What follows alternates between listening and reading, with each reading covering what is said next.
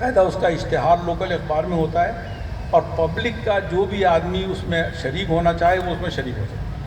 اس کی رائے سنی جاتی ہے اور مانی جاتی ہے۔ اس چیز نے مجھے بڑا متاثر کیا۔ اس کے بعد جب میں واپس آیا تو مسعود زماں کمیشن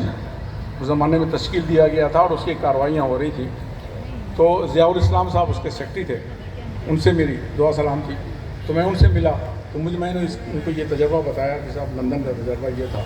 اور وہاں اس طرح کا نظام ہے، یہ ہے وہ ہے، خاصی ان سے باتیں ہوئیں،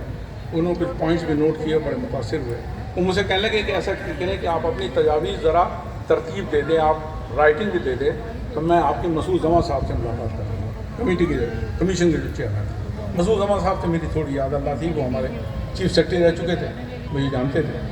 خیر ان سے ملاقات ہوئی، میں نے ساری باتیں بتائیں، تو خیر انہوں نے توجہ سے سنا کہ ہاں یہ کیا نظام ہے، اور میں نے کہا سر کراچی اتنا بڑا شہر ہو گیا ہے، تو اب اس میں ایک بلدیہ آپ نے بنا دیا ہے اور پورے شہر ہر گلی کا کچرا جو ہے وہ بھی بلدیہ صاف کرے گی، یہ اتنا سینٹرلائز نظام کیسے چلے گا؟ وہ کہنے لگے ہاں ہم اس پہ سوچ رہے ہیں اور انشاءاللہ ہم کوئی دوسرا نظام لائیں گے، اور یہ خیر اس کے بعد یہ نظام آ گیا جس کو ابھی ساجد صاحب نے کہا کہ 3 سطحی نظام وہ شہر میں رائج ہو گیا۔ اس وقت یہ ہوا کہ ایک KMC ہوگی پورے شہر کے لیے اور 4 ڈسٹرکٹ تھے اس زمانے میں، تو ہر ضلع میں ایک الگ میونسپل کارپوریشن ہو، مختلف کارپوریشنیں بن گئی، کام شروع ہوا۔ اب یہ نیا تجربہ تھا اور نیا جوش و جذبہ بھی تھا۔ اس وقت جو منتخب لوگ آئے تھے وہ بھی نوجوان تھے زیادہ